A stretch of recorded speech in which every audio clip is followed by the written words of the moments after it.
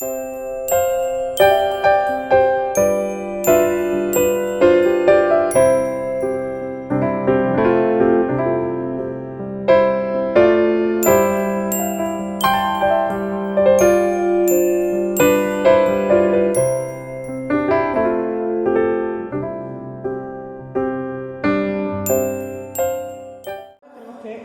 con otro autor, que es Jean-Paul Sartre. Hice un esquemita ahí en el pizarrón. Y lo que nos vamos a encontrar en Sartre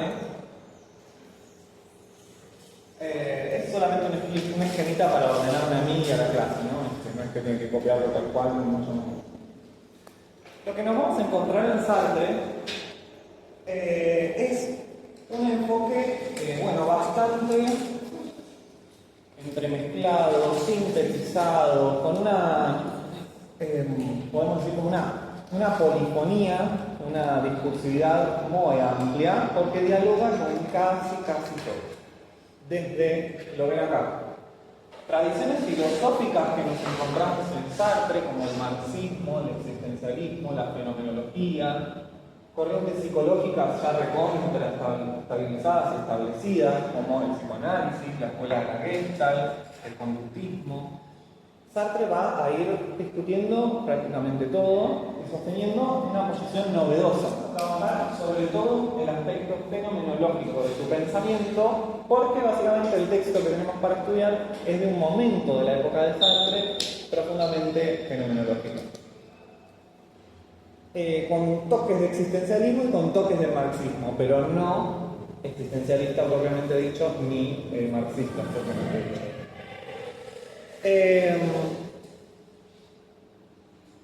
Sartre es un autor que nace en París en 1905. Y bueno, mirad ustedes qué contexto es este, en todo el crecimiento, en todo el proceso de Sartre de constituirse en un filósofo de los más importantes, al menos hoy. Él estudia filosofía, es joven, se dedica a la enseñanza, es profesor de filosofía, pero bueno, él y varios pensadores de esta época viven de cerca la Segunda Guerra Mundial y sobre todo el nazismo. Sucede que Sartre es convocado al ejército francés y lo cautivan o lo capturan como prisionero de guerra en 1939, ¿no? Ya con 24 años, si no me equivoco. Bueno, esa experiencia es bastante definitoria para él. Él ya venía como filósofo, ya tenía bastante bibliografía escrita y sobre todo tiene el texto que vamos a leer hoy, antes de la captura. Luego, en todo el proceso de la Segunda Guerra Mundial, ustedes se acordarán que Hitler, en su ánimo expansionista, invade Francia, no sé si se acuerdan, y París está ocupada un tiempo, hasta que la liberan el ejército, la resistencia francesa y el ejército de los aliados, ¿no? Bueno, Sartre durante ese periodo, efectivamente, está en la resistencia, forma grupos clandestinos, sigue haciendo filosofía, pero también política. Es un periodo también muy interesante de producción. Cada vez como que la sociedad, la historia le va demandando al filósofo tomar posición. En todo ese periodo posterior es que publica la obra más conocida que es el Ser y la Nada, ¿no? Y un ensayo que es también muy famoso, que es El existencialismo es un humanismo. Pero nosotros estamos antes, lo que vamos a leer hoy, o que ustedes ya tenían que leer para hoy, es previo a lo que es toda la obra más potente filosófica. Sin embargo, es un texto que se estudia en filosofía, que vamos a leer, se estudia bastante, que tiene nociones ricas, digamos, ¿no? Bueno, el texto se llama Bosquejo de una teoría de las emociones. Hola, en realidad la palabra es esquiz, que quiere decir esquema, ensayo, boceto, bosquejo, que está mal. Esa traducción ya nos marca un poco cómo va a ser el tinte del texto, que es un tinte, bueno, de probar, ¿no? De ensayar una respuesta posible. Por eso tiene algunas, bueno, digamos, algunas oscilaciones, pero donde vamos a ver un trabajo muy lindo de Sartre para con el programa ya nuestro, ¿no? Ya lo vamos a ver dialogando muy bien con todas las corrientes que venimos viendo sobre la emoción. La corriente que se llama intelectualista, la corriente fisiológica, bueno, ya lo vamos a ver. El texto nuestro es de 1939 y a él lo capturan en 1940. Sí, 1940. Sobre el pensamiento de Sartre, en general ya en esta época están estas tres tradiciones filosóficas jugando. El marxismo y el existencialismo, bueno, del marxismo sabemos que viene Marx, son las tres del siglo XIX, o sea, un paso anterior en el siglo XX, pero no repercutían en un pensamiento, digamos así, psicológico, ¿no? Quien va a traer, a traducir este combo de marxismo, existencialismo y fenomenología es Sartre, es todo el movimiento que representa Sartre. Es el movimiento francés de principios del siglo XX. Traducen Marx, traducen el existencialismo de Kierkegaard, que es el primero, y después el de Nietzsche también, y traducen la fenomenología de Husserl. Así que bueno, son traductores. Siempre que hay traducción, hay apropiación de eso que traemos, pero también hay acomodamiento, como decía Piaget, ¿no? Como que acomodamos la cosa a nuestros propios esquemas, ¿no? Entonces siempre Sartre trae una novedad propia, algo propio. Siempre que uno traduzca, trae algo, mete algo de su cosecha, ¿no? Bueno, Hegel, que anoté acá, también es un pensador muy importante para Sartre, pero es absolutamente contemporáneo. O sea, Sartre y Hegel básicamente son los dos del siglo XX y tienen fechas de nacimiento parecidas, no me acuerdo las de Heidegger ahora. Nacimiento y muerte, ¿no? Pero bueno, tiene un diálogo con ambos, le reconoce a Husserl verdaderamente ser el padre de la fenomenología y a Heidegger ser su discípulo más importante, podemos decirlo así. Bueno, y estas corrientes más bien psicológicas, el diálogo con el psicoanálisis, con la Gestalt, con el conductismo, está en toda la obra, pero en este texto se va a ver mejor, así que cuando empecemos a hablar del texto lo vamos a ver. Bueno, en el contexto de nuestro programa es parte del tercer desenlace, ¿no? Tuvimos primero a Skinner, después tuvimos a Lewin y ahora tenemos a Sartre. La ruptura que nosotros notamos en Sartre en el programa, porque lo ubicamos en esa maniobra de romper, es introducirlo en un quiebre que genera todo el siglo XX respecto de tradiciones organicistas, biologicistas, sí, del organicismo, del naturalismo del siglo XIX. Sartre va a proponer, y lo vamos a inscribir nosotros en el programa, en el último eje, dentro de los desenlaces, que es el eje de significación y subjetividad. No está solo Sartre en ese eje, también lo vamos a incluir a Freud. Y posiblemente tenemos que pensar también ahí a Lewin, si lo leemos con un ojo amable, en este eje, ¿no? Entre significación y subjetividad. Está un poquito más cerca de las corrientes organicistas. Vieron que Lewin critica el conductismo, ¿se acuerdan? Tiene una crítica al conductismo. Bueno, en este eje de significación y subjetividad va a estar ligado a lo que hoy entendemos en la Facultad de Psicología como subjetividad, ¿no? Hasta acá hablamos de un montón de sujetos, pero verdaderamente lo que es del sentido nuestro, subjetividad, lo encontramos acá junto con el psicoanálisis. Porque no es lo mismo el sujeto del conocimiento, que es un sujeto universal, cómo conozco, no yo personalmente, cómo conoce el humano, ¿no? Hay una búsqueda en Descartes, en Hume, incluso en Kant, de buscar cómo el hombre conoce, cómo el humano conoce. Y eso no es la subjetividad más bien singular del psicoanálisis, por ejemplo, ¿no? Nada más alejado. Y en el siglo XIX tenemos todo este desbaratamiento producido por, el naturalismo, que es pensar el sujeto en términos de individuo o de organismo. El ¿Se acuerdan que lo vimos muy bien en Skinner? Él dice historia del organismo, cómo la historia del organismo determina lo emocional, la conducta emocional. No dice sujeto, no dice persona siquiera, es el organismo. Bueno, acá en Sartre nos encontramos con un nuevo sujeto, pero es un sujeto distinto al psicoanalítico y bastante disruptivo, porque hay que pensarlo todo el tiempo esa subjetividad, no como opuesta a la objetividad, sino en diálogo con el objeto. Bueno, por otro lado, usé para la clase de hoy un textito que ustedes no van a tener que leer, pero les voy a contar, que es de Iris Murdoch, una norteamericana, que es filósofa también.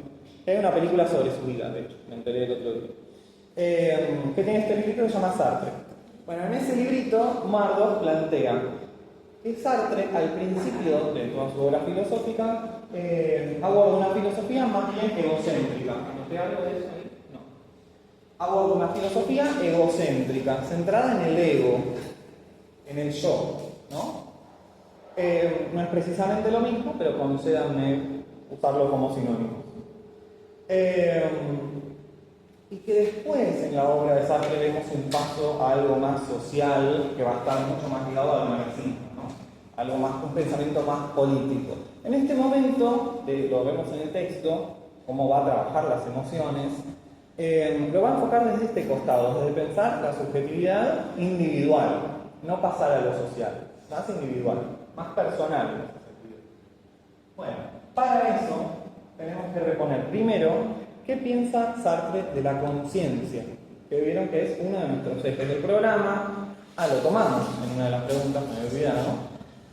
Y que tenemos que abordar de nuevo. Conciencia para Sartre. Bueno, primero tenemos que decir que quien aborda la conciencia y que Sartre va a tomar esos planteamientos es Husserl, que ya lo vimos.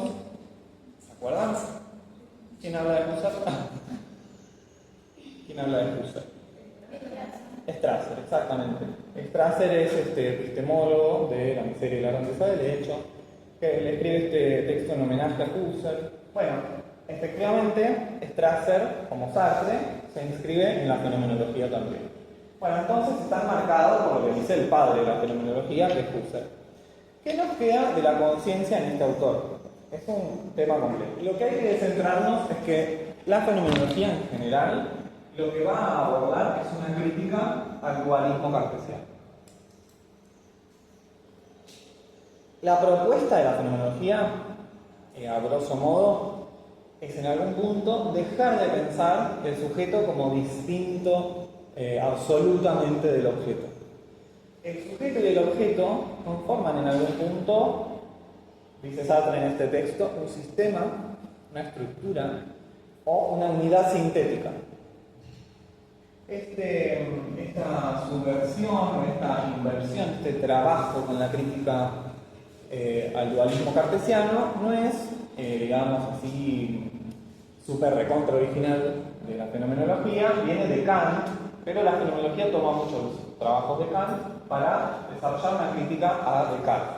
Descartes es como el gran interlocutor, pero el empirismo también hay una crítica a la conciencia del empirismo. Si uno dijera la conciencia para Hume, ¿se acuerdan cómo la piensa, cómo la define? La tabula rasa, la hoja en blanco, el pizarrón vacío. Bueno, hay una crítica entonces a la sustancia pensante cartesiana, pero también hay una crítica a la conciencia vacía que solamente asocia lo que viene de afuera. No le gusta ni lo uno ni lo otro. En general, todas las filosofías del siglo XX son filosofías de un tercer camino, ¿no? Que no les gustan el racionalismo ni el empirismo y que proponen algo nuevo. Bueno, en términos de Husserl, la conciencia, para romper ese dualismo y para decir la conciencia y el mundo o el objeto, es un sistema, es una estructura, es una unidad, la palabrita clave es intencionalidad. La intencionalidad que tiene la conciencia, o que incluso es la conciencia, es lo que articula al ser con el mundo. La conciencia con el mundo. el sujeto y el objeto. Ya está mal nombrarlo así, en realidad, porque ya no hay sujeto y objeto como cosas distinguibles absolutamente. El sujeto nace a partir de que hay algo que se le diferencia. Y el objeto nace a partir de que el sujeto, de que es un objeto para algo. Algo, una idea parecida a la que dije recién del ego. ¿Vieron? Bueno, entonces, que la conciencia intencional significa, siguiendo una cita muy conocida de Husserl, que la conciencia es conciencia de algo, dice él. Toda conciencia es conciencia de algo. Y sin embargo, en la historia de la metafísica y de la filosofía, a la conciencia se la transformó en una sustancia, la sustancia pensante. Cartesiano, ¿no? Bueno, la crítica está ahí, no tan implícita, está bastante explícita cuando él dice toda conciencia es conciencia de algo, es que no podemos creer en una conciencia sustancial, entificada como una entidad abstracta encima, como el alma, ¿no? Lejos del cuerpo, en realidad en el cuerpo, pero distinta del cuerpo, que es un dualismo. Y estos autores dicen, sobre todo Husserl, no, la conciencia es en el cuerpo, no hay manera de sacarnos el cuerpo. Y además toda conciencia está implicando necesariamente que es conciencia de. Por ejemplo, en la historia de la filosofía no existe, pero piensen ustedes. ¿Podríamos pensar en una sustancia oyente en base a la audición? ¿Diríamos que la audición es una sustancia metafísica como un alma? No. Decimos que la audición siempre es oír, ¿qué es? Oír algo, ¿no? Bueno, de la visión, decimos que es una sustancia visional o perceptiva absoluta y que está en otro plano. Bueno, lo diríamos de Dios, pero me refiero a lo humano, ¿no? No. Tampoco, no hay visión si no es visión de algo. La visión necesariamente necesita un ojo y un objeto. Bueno, esto es exactamente lo mismo. La conciencia es siempre conciencia de. Toda conciencia es conciencia de algo. Es decir, de un objeto. No cosa, ¿no? Sino objeto representacional, que sea, ¿no? Una representación, una idea.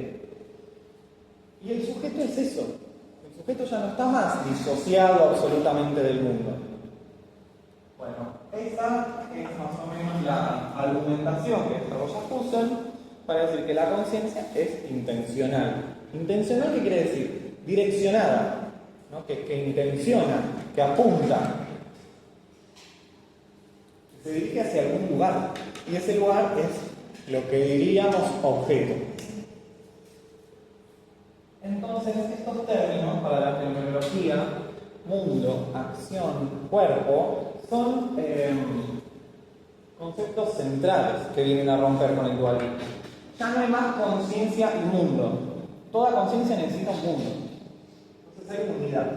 Y todo mundo necesita una conciencia. Tiene que ser para alguien, si no, no es nada. El sujeto ya no es más pasivo. No es una cosa que recibe percepciones de la afuera. Incluso uno diría, el sujeto cartesiano es activo, ¿no? Porque uno dice, tiene voluntad, hace el método, está todo bien. Pero, ¿quién lo crea? Dios, ¿no? Necesitamos la sustancia infinita para que exista la conciencia individual.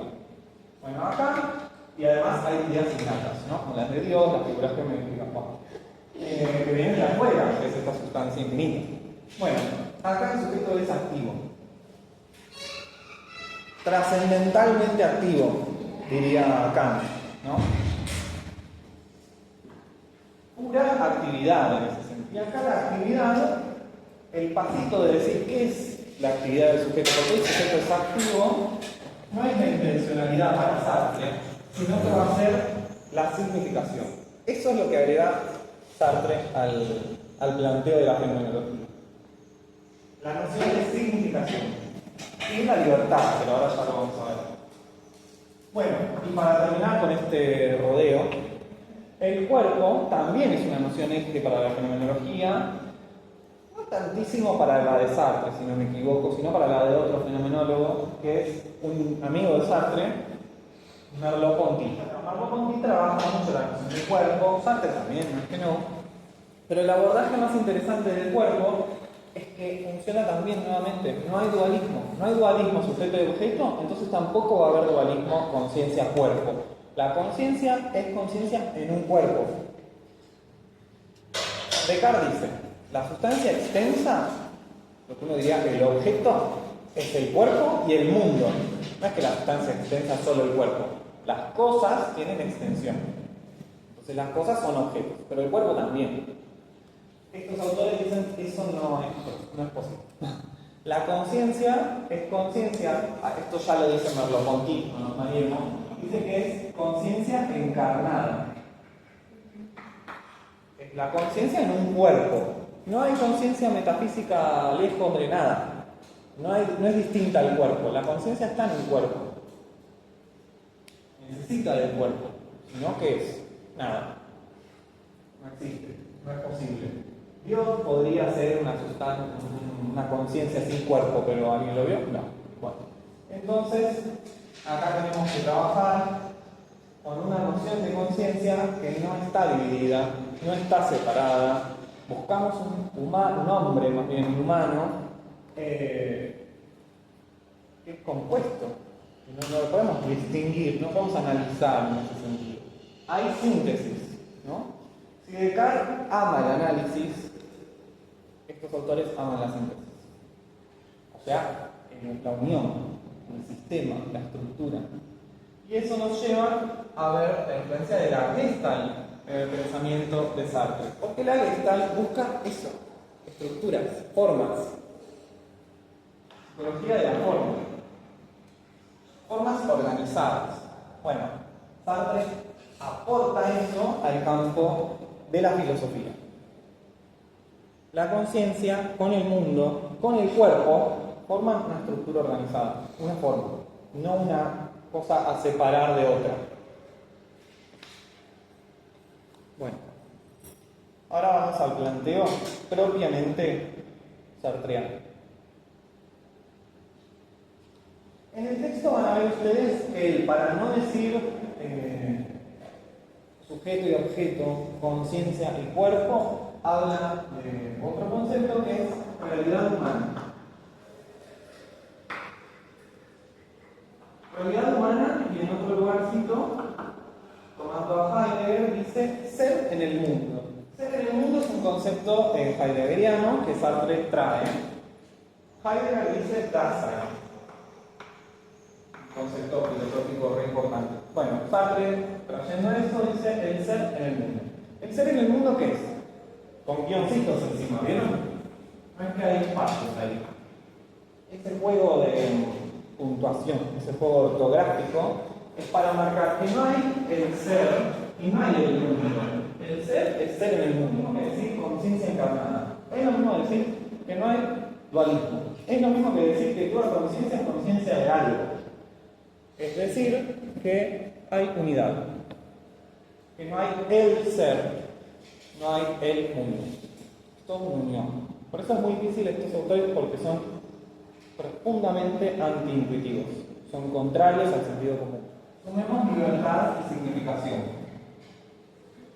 que es el planteo propiamente sartreano, un cachito después de este texto, ¿sí? O sea, en el ser y la nada.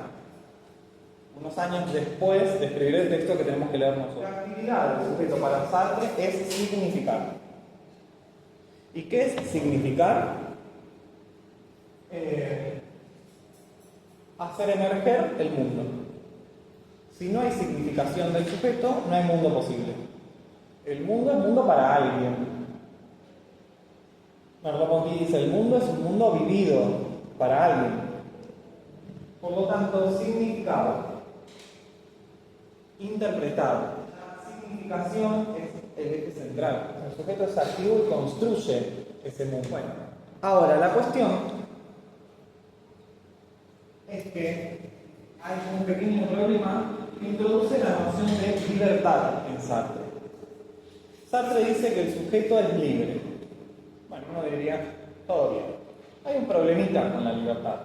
Es que la libertad es básicamente una prisión para el hombre. El hombre es irremediablemente, para Sartre, esto ya Sartre, el hombre es irremediablemente libre. No hay prisión posible, salvo la libertad. Estamos forzados a la libertad, arrojados a la libertad, obligados, esclavizados a la libertad. Siempre sos irremediablemente libre. Esta idea, en realidad es una idea media hasta cristiana, diría.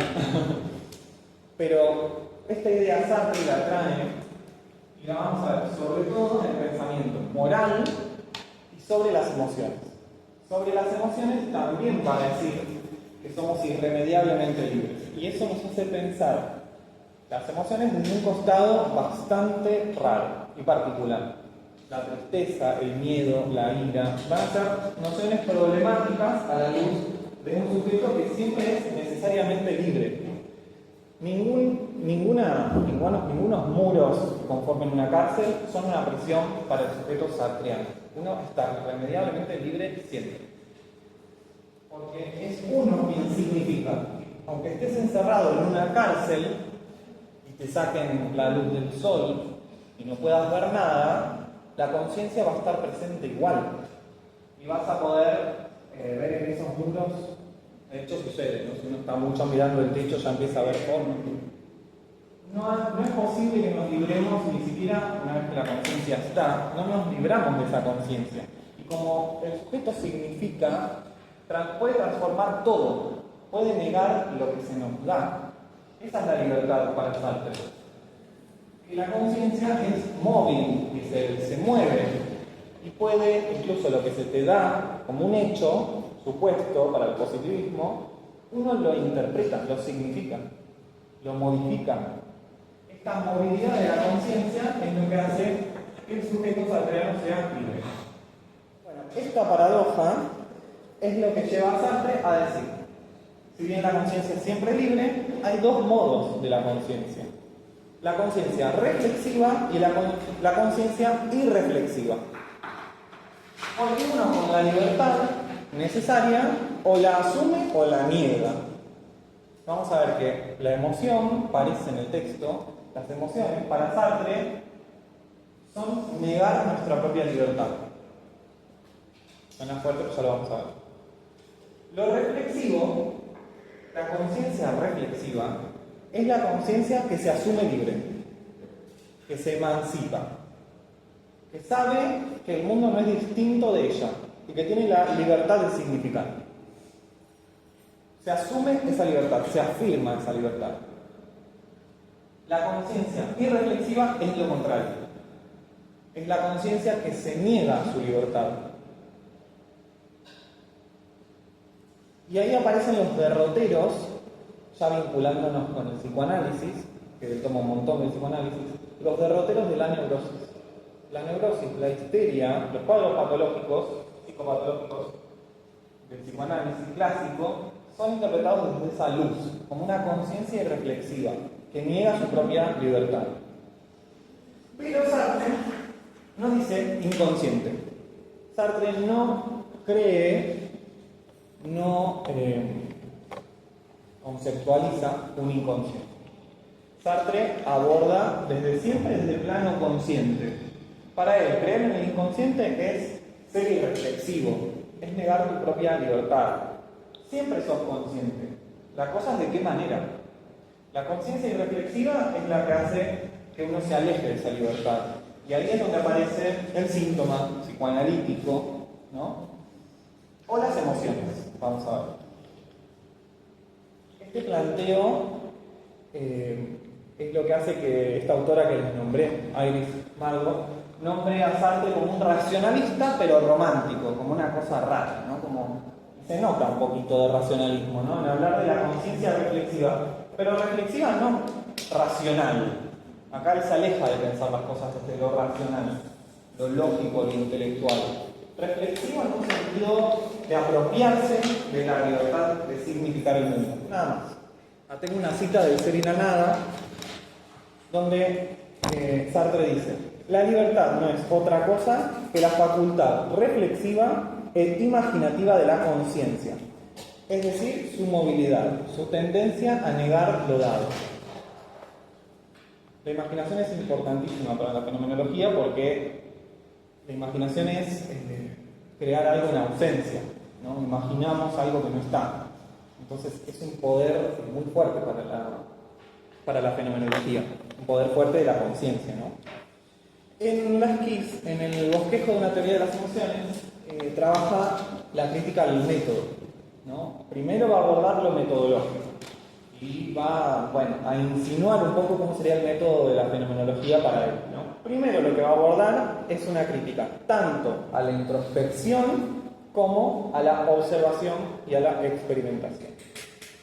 Para él, ambos métodos, la introspección de los racionalistas, por ejemplo, ¿no? Y la observación y experimentación de los empiristas y de los positivistas, son ambos métodos precarios, que no pueden captar la realidad humana como un todo con el mundo, ¿no? Y sobre todo cuando trabajamos las emociones. Hay dos tipos de abordaje de lo emocional. Una es la teoría intelectualista y otra es la teoría fisiologista. La teoría que dice que la emoción es psíquica y que luego se expresa. ¿A quién metemos ahí? Primero es psíquica y luego se expresa. Wundt. Se expresa, dice Wundt, sintomáticamente. Esa es la teoría intelectualista, que la emoción es un proceso o un fenómeno de la conciencia abstracto. En ese sentido, por eso intelectualista, intelectual, psíquico. Luego se expresa en el cuerpo. Los teóricos de la fisiología de la emoción, los fisiologistas, ahí sí lo metemos a James. En nuestro programa metemos a Darwin también ahí, metemos a James, y también podemos introducir el conductismo, por ejemplo, de Skinner, ¿no? Bueno, la principal crítica que hace aquí a ambos es que no dejan de ser meramente positivistas los dos. Si la teoría intelectualista de Wundt dice, yo puedo a través de la introspección, y ahí metemos a Descartes también, a través de la introspección conocerme a mí mismo, conocer mis emociones, estoy despegándome de mí mismo como si yo fuera un objeto. Me trato como un objeto y pierdo mi cualidad como sujeto activo. Entonces la introspección como observarme a mí mismo es problemática. La observación peor todavía. Estoy observando a un otro y creyendo que yo soy distinto. Lo estoy objetificando, objetalizando, cosificando, digamos. Pero la principal crítica es a los fisiologistas, sobre todo a James, que lo nombra bastante. A James le critica sobre todo plantear que la emoción es un mero proceso orgánico. Si la emoción es solamente un proceso orgánico, como les planteé con otros autores, ¿no? ¿Cómo hacemos para distinguir el ejercicio físico que nos genera cosas físicas? Después terminé de hacer ejercicio físico y estoy que no respiro, que me late el corazón, y a eso no lo llamo emoción, lo llamo cansancio, fatiga, pero no emoción. Y la ira nos genera más o menos lo mismo, con esto colorado, como cuando haces gimnasia, estás agitado.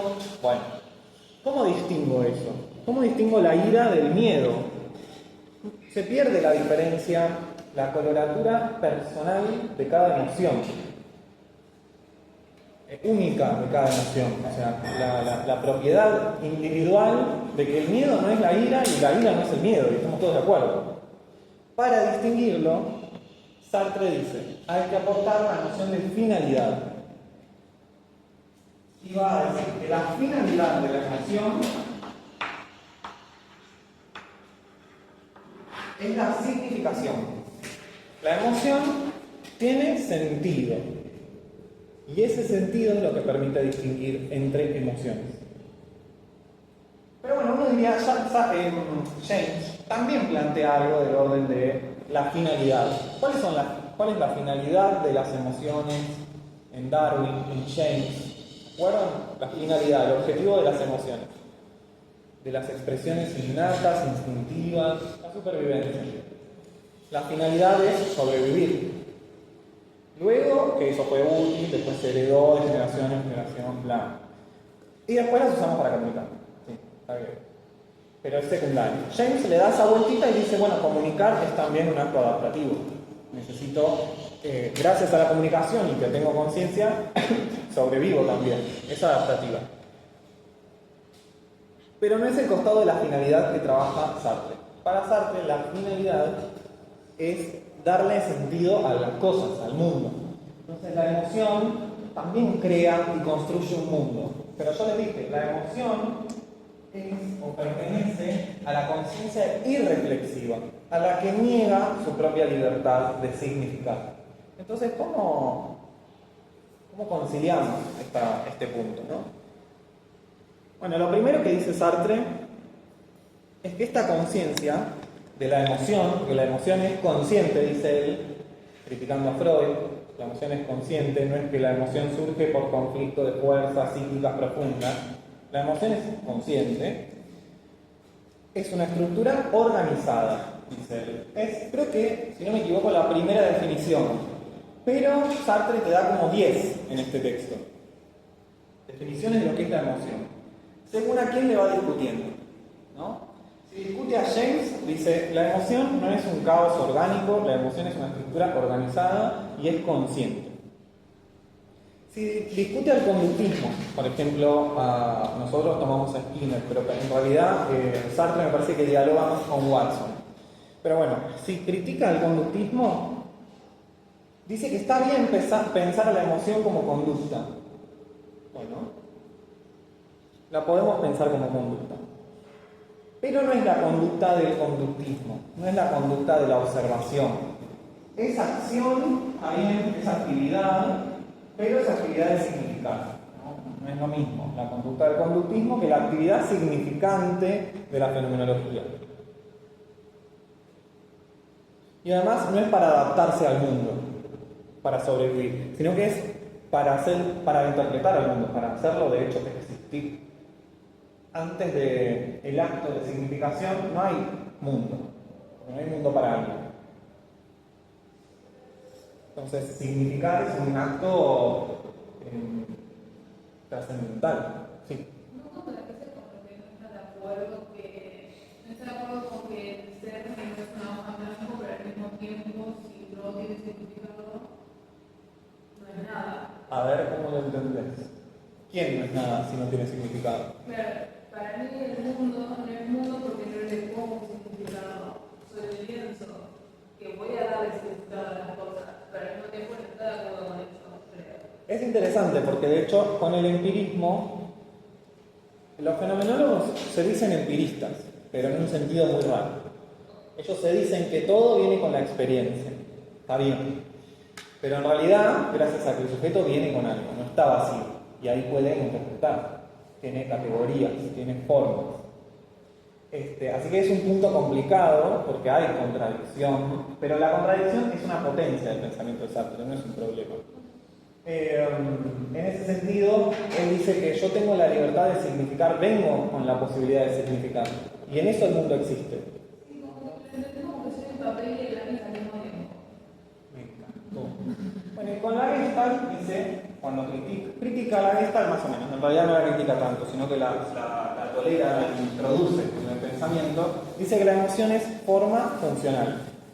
Funcional de nuevo, no es el funcionalismo de James, es el funcionalismo del acto de significar, de la actividad subjetiva de producir un mundo, de hacer emerger un mundo.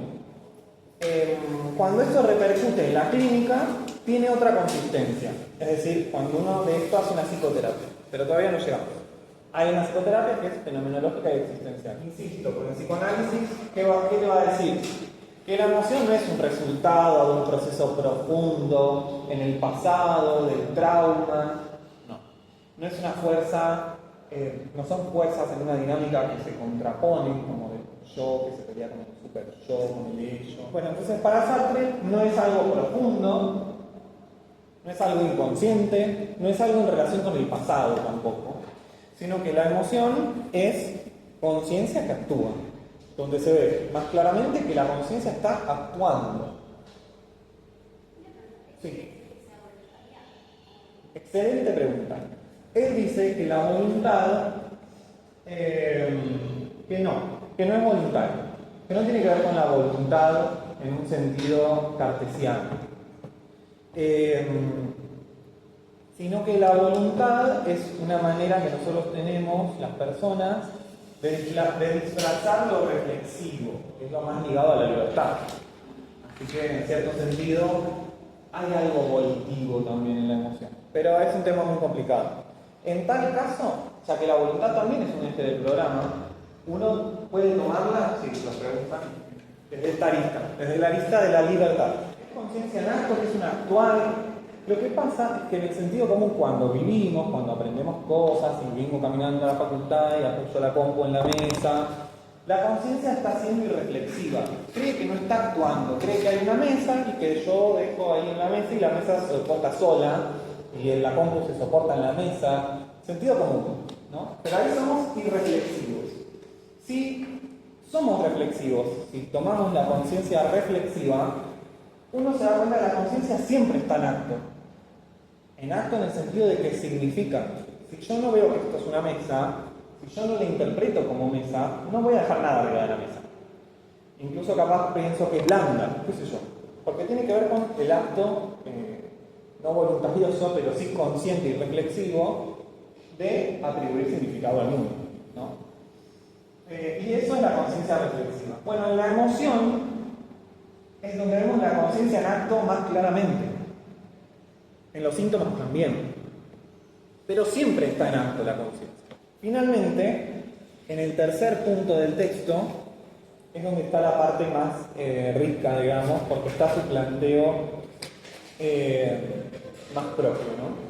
Primero tenemos la introducción, que es donde más trabaja la cuestión de los métodos, si no me equivoco. Ahí está muy parecido el planteo a lo que dice Strasser. Después tenemos el punto 1 de las teorías clásicas, donde critica a James, critica a Janet, critica un poquito a Darwin, de alguna manera. Toma cuestiones de la Gestalt, habla de Lewin también, y de Dembo. Después introduce algunas emociones y ahí ya va pasando a lo suyo. Un cachito antes del punto 2 ya dice algo sobre la ira. Bueno, después está la teoría psicoanalítica, que es el punto 2, donde critica a Freud. En realidad no es Freud, es post-freudiano. Y el punto 3 es donde él dice bosquejo. O sea, todo el texto se llama bosquejo, pero el punto 3 es el bosquejo. O sea, donde él verdaderamente elabora lo que sería una teoría fenomenológica, ¿no? En esta parte da un par de definiciones más de la emoción. La emoción, dice él, es una manera de aprender el mundo. Después dice, la emoción es transformar el mundo vía la significación.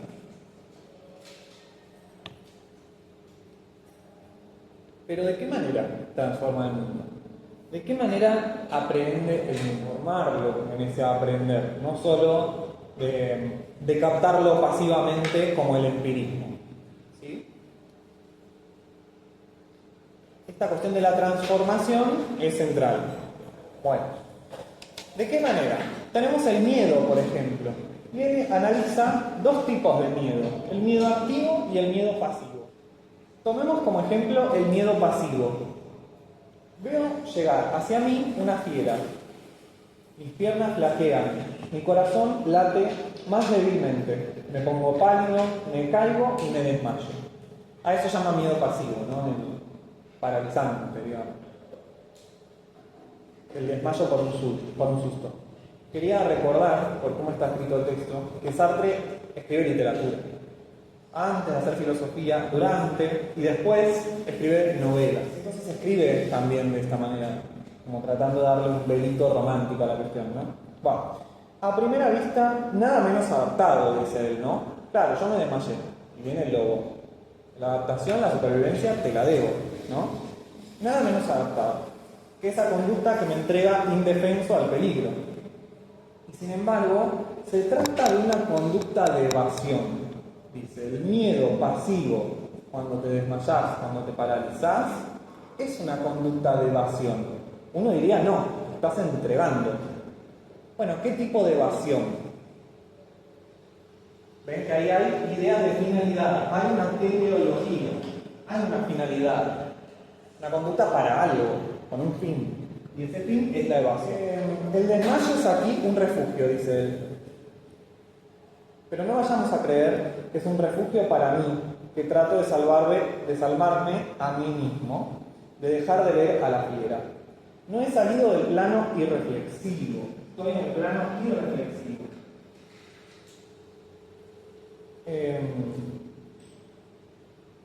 Pero al no poder evitar el peligro por los medios normales y los encadenamientos deterministas por el mecanicismo, no salí corriendo, como dice James, lo he negado. He pretendido aniquilarlo. La urgencia del peligro ha servido de motivo para una intención aniquiladora, que ha impuesto una conducta mágica. Y acá empieza. Y de hecho, lo ha aniquilado en la medida de mis posibilidades. Estos son los límites de mi acción mágica sobre el mundo. Puedo suprimirlo en tanto que objeto de conciencia. Está plagado de errores esta traducción. Así que tengan paciencia. Pero esto solo lo consigo suprimiendo a la conciencia misma. El miedo activo lo interpreta de la otra manera, de la manera contraria. No me pude desmayar, entonces salí corriendo. ¿Por qué es mágica en ese sentido? ¿Por qué es irreflexivo? El miedo pasivo, el desmayo, es ese acto donde la conciencia, para aniquilar al objeto, se aniquila a sí misma. ¿Vieron que si uno se desmaya, después se despierta? ¿Y qué pasó? Vuelve al estado anterior, pero en el medio, no sé. Es aniquilar la propia conciencia. La conciencia, irreflexivamente, porque es irremediablemente libre, puede llegar a aniquilarse a sí misma para evitar. ¿Evité un peligro? ¿Es la supervivencia? No. El mundo humano es un mundo simbólico. Y el mundo simbólico no opera con las leyes de la supervivencia, no opera con las leyes mecánicas, opera con leyes de significación, de subjetividad, leyes subjetivas. Y él dice, el miedo pasivo es el acto de evadir más cabal, más absoluto. Pero es irreflexivo. No me hago cargo de mi propio acto de la libertad. Es irreflexivo. El miedo activo es lo contrario, dice. Es considerada erróneamente como una conducta normal. No huimos para ponernos a cubierto. Huimos porque no podemos aniquilarlos en el desmayo. La huida es un desmayo fingido. La huida es un desmayo fingido. Una conducta mágica que consiste en negar el objeto peligroso con todo nuestro cuerpo.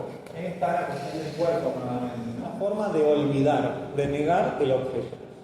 No es la supervivencia, no es algo racional, no es algo meramente orgánico, es la conciencia. ¿Uno cómo interpreta el inconsciente freudiano? Bueno, yo porque soy psicoanalista. Los psicoanalistas, ¿qué interpretan acá? El inconsciente, ¿no? Sartre dice, no, es consciente. Y es un acto de libertad. Y luego dice, el verdadero sentido del miedo es este. Es una conciencia que pretende negar a través de una conducta mágica un objeto del mundo exterior y que llegará hasta aniquilarse a sí misma con tal de aniquilar el objeto mismo. La tristeza, la ira, por ejemplo, ¿no?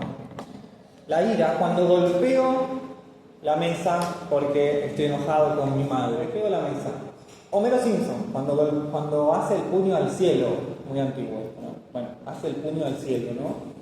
¿Qué es ese acto de ira? ¿Qué es la violencia en ese sentido, ¿no? Sino aniquilar el objeto. ¿Le golpeo la mesa o estoy pegándole? mágicamente a mi madre. Y en el camino, capaz me estoy golpeando a mí. Esa posibilidad de leer la emoción, bueno, esto, ¿no? De la conciencia aniquilando a mi madre mágicamente, o a mi conciencia misma mágicamente. El sentido de la emoción en realidad es personal. ¿A qué le estás pegando mágicamente en ese acto? Es personal.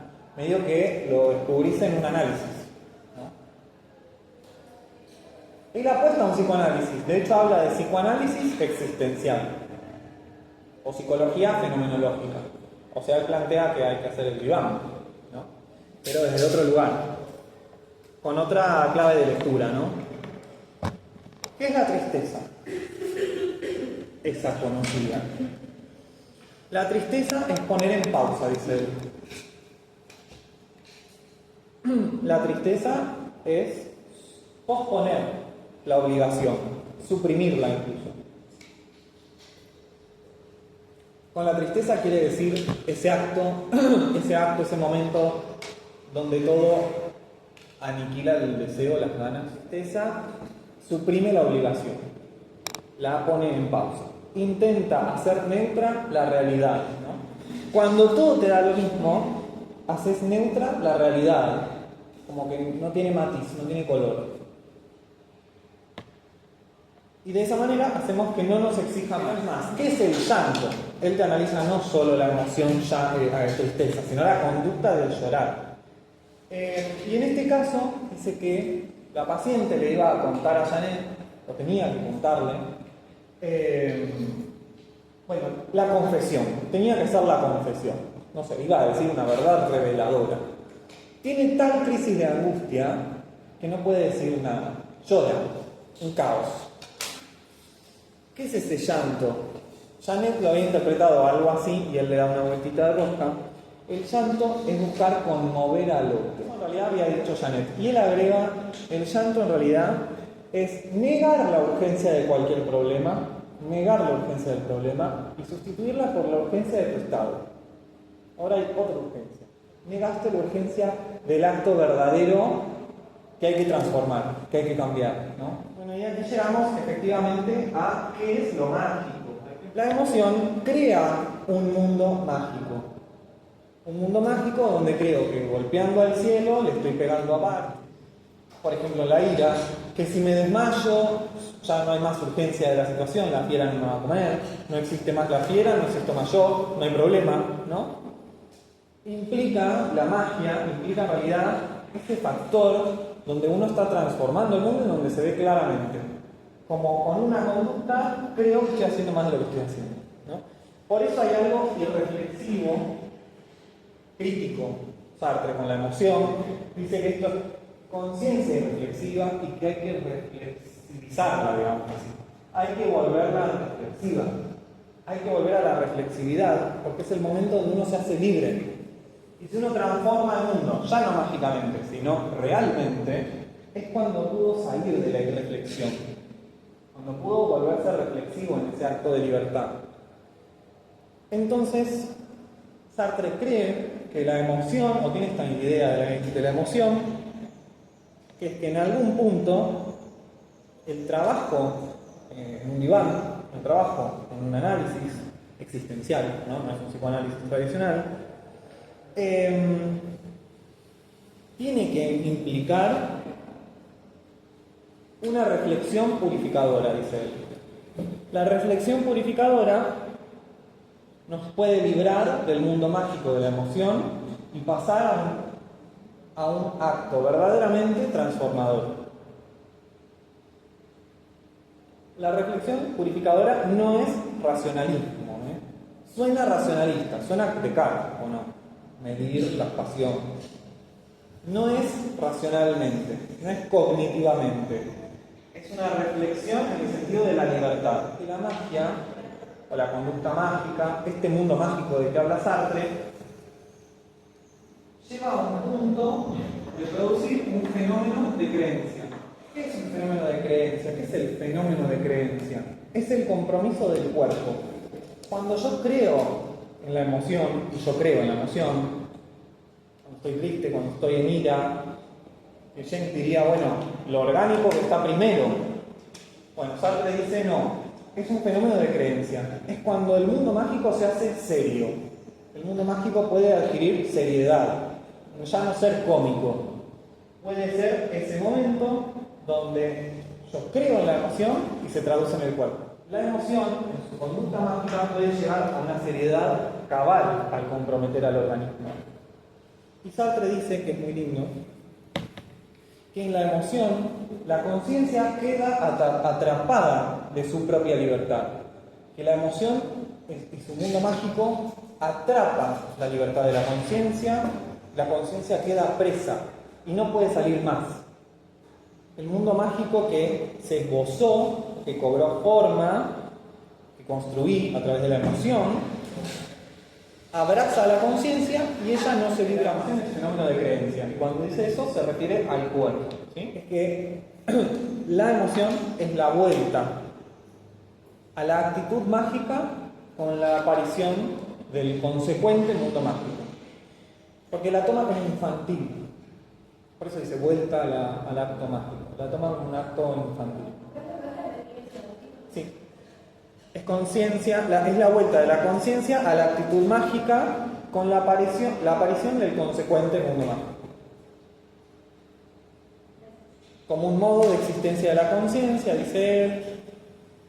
Bueno, otra forma de comprender el ser en el mundo, donde vemos claramente cómo la conciencia significa, ¿no?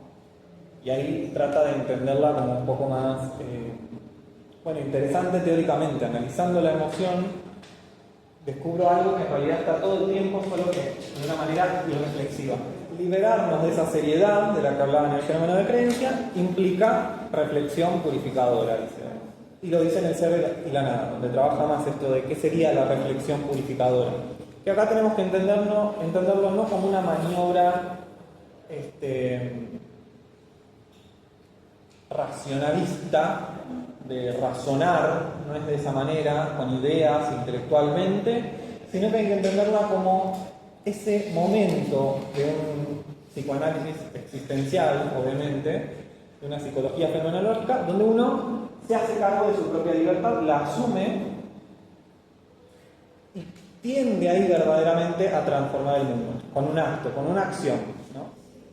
¿Puede ser que la conducta mágica sea como una especie de transferencia, se me ocurre? Bueno, psicoanalíticamente hablando, y si estamos hablando de un contexto transferencial, sí, es transferencia.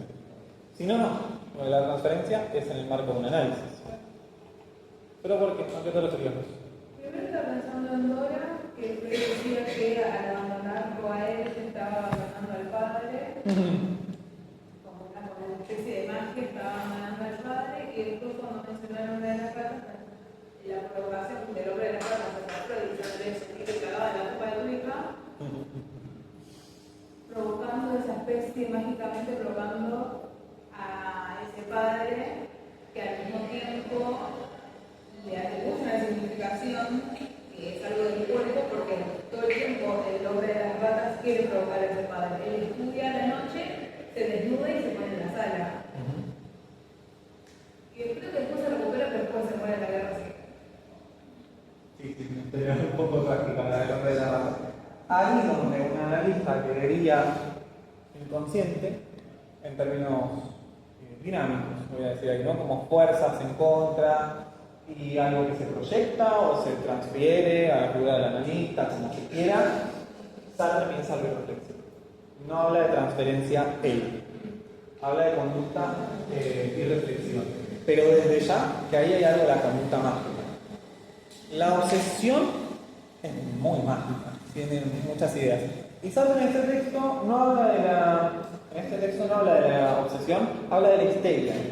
El compromiso de la histeria, que es el fenómeno de creencia, que no puede mover la pierna. ¿Entendés? Hasta ese punto llega la conciencia irreflexiva que enferma, bueno, bien psicoanalíticamente uno diría, enferma para no decidir, ¿no? Freud estaría de acuerdo. En realidad Sartre lo toma de frente, vamos a decir.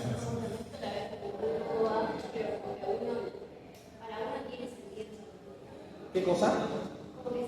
La emoción. La conducta mágica, sí. Sí, que hay un sentido. Eso es lo que quiero proponer.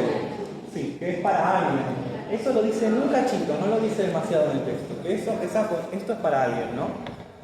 Tengo unos minutos más y quería... Bueno, y en el Ser y la Nada... No, ¿en qué es la literatura? Otro textito muy chiquitito. Él dice algo sobre el arte. Vieron que él escribe literatura. Y él dice que el buen poeta, no el malo, o el buen escritor, es aquel que hizo a sus emociones libres.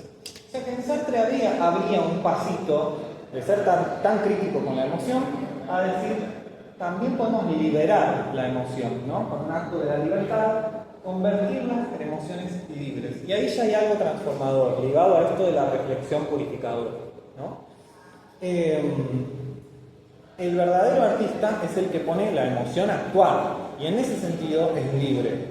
Por eso no es despreciar la tristeza de esa paciente que llora de llanero, sino ponerla actual, ¿no? O sea, darle estatuto a esa tristeza y que conduzca al acto, no al revés. No sacarla porque no haces nada, entonces no te quejes, sino llevar eso al extremo, ¿no? Y esa es la apoteosis de la libertad, la cúspide de la libertad, dice él, en la vida de las emociones y en la vida de cualquier artista. Porque él liga mucho la transformación que uno tiene que producir en un análisis con la transformación de un artista. Transformarlas en emociones libres, no sujetas al fenómeno de creencia, no sujetas a la magia. Apostar por transformar el mundo. Y eso nos lleva a un último Sartre, mucho más tardío, más hacia el final de su vida, mucho más ligado al marxismo, donde piensa políticamente las cosas, no solo individualmente. Acá está en una filosofía, como les decía, que dice Iris Murdoch, egocéntrica. Y Sartre hace un paso ahí hacia el final a un pensamiento más social, ¿no? Que transformar el mundo implica transformar socialmente, que no habría salida individual, sino un pensamiento más colectivista. La próxima vemos Freud. Bueno, se pueden liberar de mí y de las emociones y nos vemos la próxima.